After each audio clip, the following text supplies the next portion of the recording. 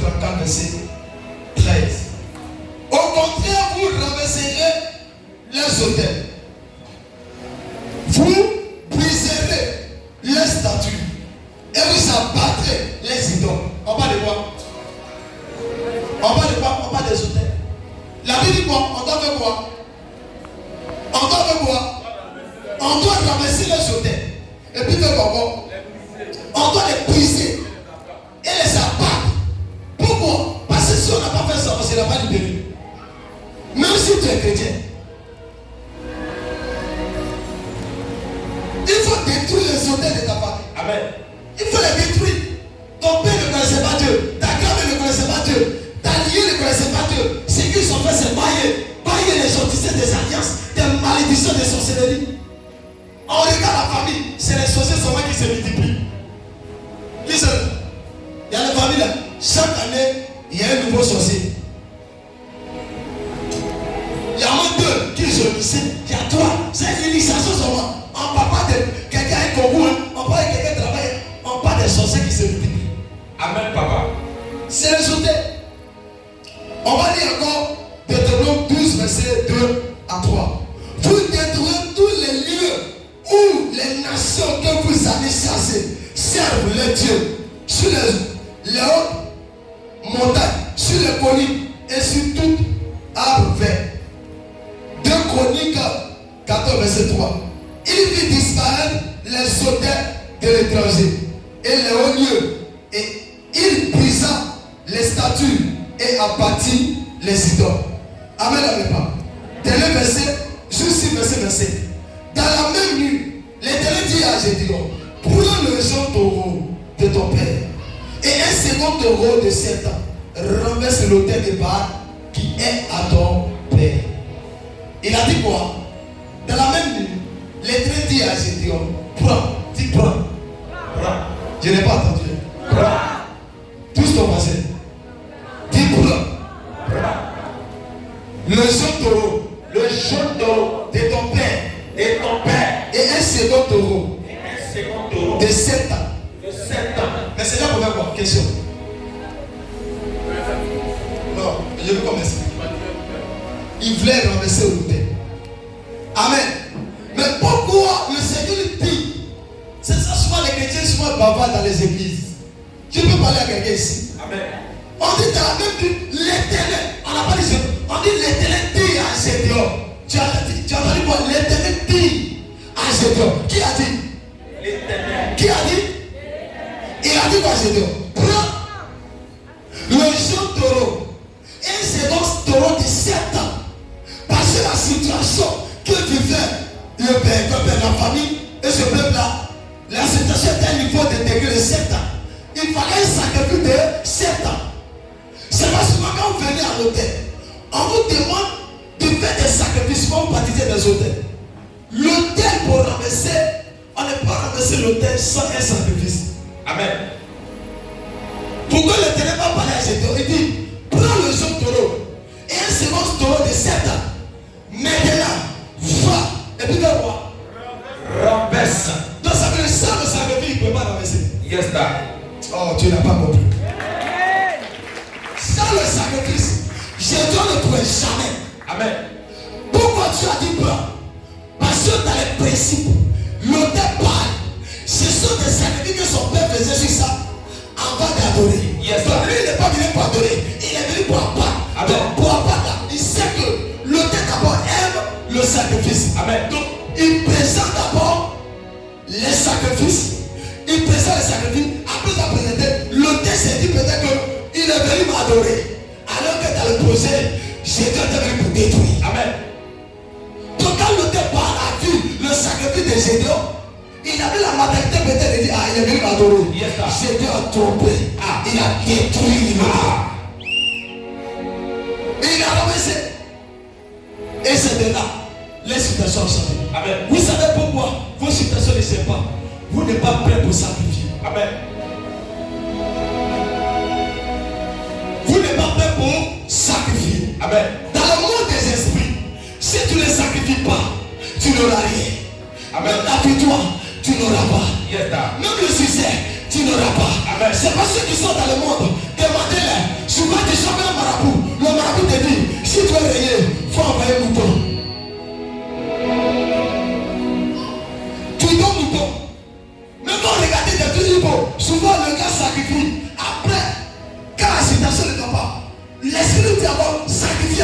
Amen.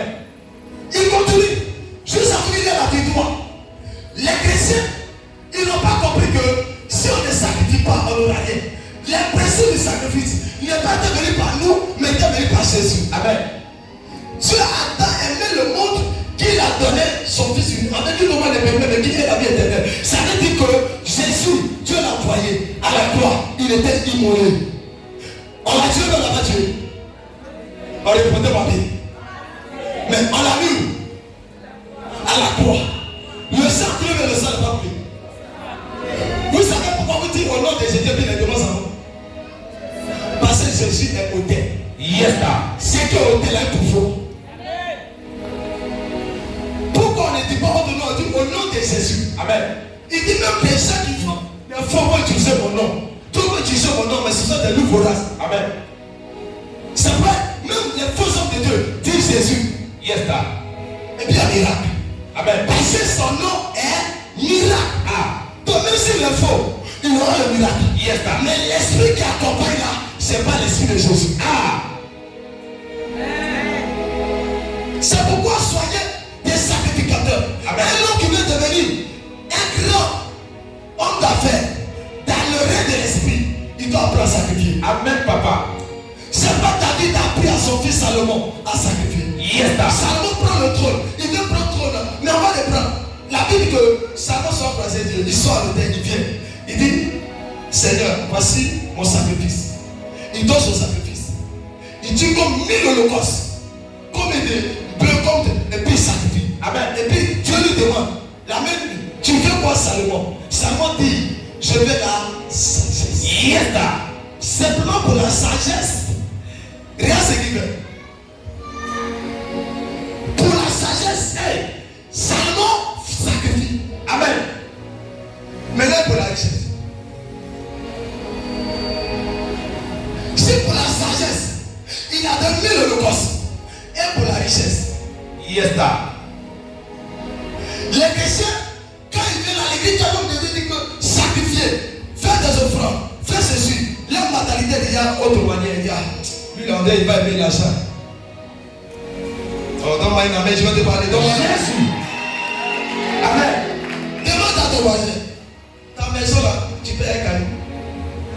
Ah. Ta maison, demande ça à ton voisin. Voiture là, tu ne vas pas dedans. Amen. Non. Pas de l'eau dans mon tête. C'est parce que les chrétiens n'aiment pas l'argent, c'est pas l'argent de pas dans la vie. Yes, c'est que tu n'aimes pas, ne pas venir sans l'argent. Ah! C'est mon père. Je donne l'argent comme si l'argent était multiplié à la maison. Amen. Elle dit souvent il n'y a rien à la maison. Mais quand je vois mon père spirituel, je dépose ça devant lui. Amen. Plus pour moi. Parce qu'il a la mentalité que mon père est mon hôtel. Yes. Plus je lui donne, plus ça se multiplie sur moi. Ah! Amen, papa. L'hôtel est source de bénédiction pour la famille. Yes, c'est pas vos parents partir des hôtels maléfiques pour gérer la famille. Amen. Maintenant, on n'adopte plus ces hôtels.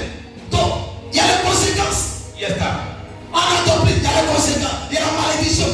Il y a deux parents, ils ont plus le pouvoir de la sorcellerie. Amen. Et puis, ils ont livré la bénédiction. Amen. Ils sont forts dans la sorcellerie. Amen. On a peur de lui au village. On a dit, quand ils discutent les types en même temps. Moi, je vais discuter, toi, il ne veut pas. Yes, ton amen n'est pas bon pour que tu parles. Ah. Mais là, c'est toi d'abord, tu n'as pas accepté mon discours. Amen. Parce que c'est ce que moi je veux. Pour que Jésus soit glorifié. Ah. Je déclare que le respect soit dans ta vie. Amen, papa. Que le respect soit dans ta vie. Amen. Dis à ta soeur, je veux apprendre à sacrifier. Yes. Sacrifier, ça te pousse. Mais il faut le faire. Amen. C'est coûteux. Dieu dit à Abraham, donne ton Isaac et ton. Amen. Souvent par contre, c'est que vous sacrifiez là, c'est votre derrière et votre devant. Yes, mais vous tournez parce que vous voulez avoir quelque chose. Amen. Tout ce que tu veux avoir dans le règne de l'esprit, il faut être prêt à sacrifier. Amen. Si tu n'es pas prêt à sacrifier, c'est que tu demandes, tu n'auras pas. Amen. Je gêne, pourquoi je gêne? On va me répondre. ils aiment? Question. On va me répondre. Je sais pourquoi ils jeûnent. Je jeûne pour tuer la chair et laisser Dieu prendre le contrôle de mon âme et de mon corps et de mon esprit. Plus tu jeûnes, tu payes le prix. Amen. Ne pas manger durant des jours. C'est pas misérable. Et le moment est fini comme ça, il ne voit plus les gens qui sont devant.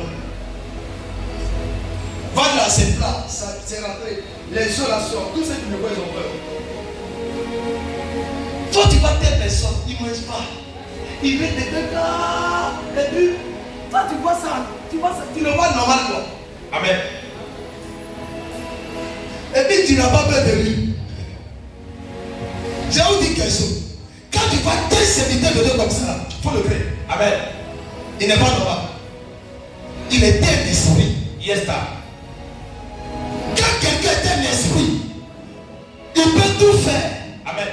C'est que les gens peuvent dire qu'on mourir là, lui ne fait même pas. Amen.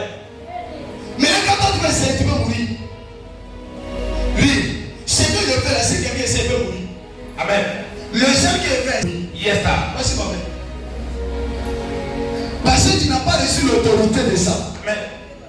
Mandat de ça. Donc si tu essaies, tu peux mourir. Tu peux faire les petits moments, mais il y a des moments à faire. Mais pourquoi on paie le prix? Parce qu'on veut que notre vie change. Tu veux que ta vie change. Pourquoi tu ne veux pas payer le prix? Amen. Un chrétien qui raisonne beaucoup, il n'avance pas. Amen.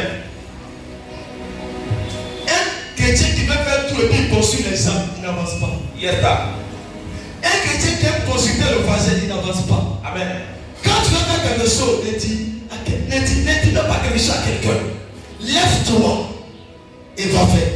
Quand tu as parlé à Abraham n'a pas consulté sa femme. Amen. Parce qu'Abraham connaissait sa femme. Amen. Il y a des femmes là, il ne faut pas les consulter. Sinon tu dis, ma femme, je voulais faire ta. Il ne faut pas faire ça. Il faut te voler. Amen. Elle va toujours te dire le contraire. Mais il y a des femmes qui ont connaissance. Elle va te dire, il faut faire. C'est le bien de ta vie. C'est le bien de notre vie. C'est le bien de nos enfants. C'est ces femmes-là que tu veux. Il y a des gens qui voient l'argent pour, amen, pour faire comme ça. Hein? Non, je peux m'aller. Pour animer comme ça, aller proche. Hein? Et quand le Dieu descend lui-même. Yes.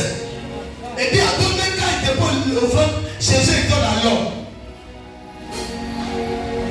Mais écoute-moi, l'homme de Dieu là, Marouka Syria, Kariaba, Sakata,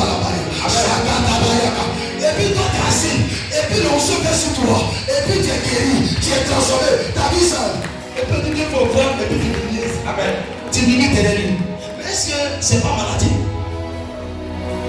En train de tuer, il tend sa main. Hein? Et puis tu reçois la couverture. C'est pris.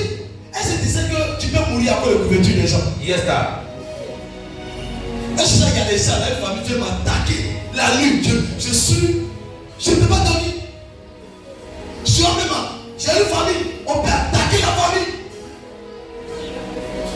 Si je ne suis pas, je n'appuie pas le bouton, il peut avoir assez, et puis avoir plutôt.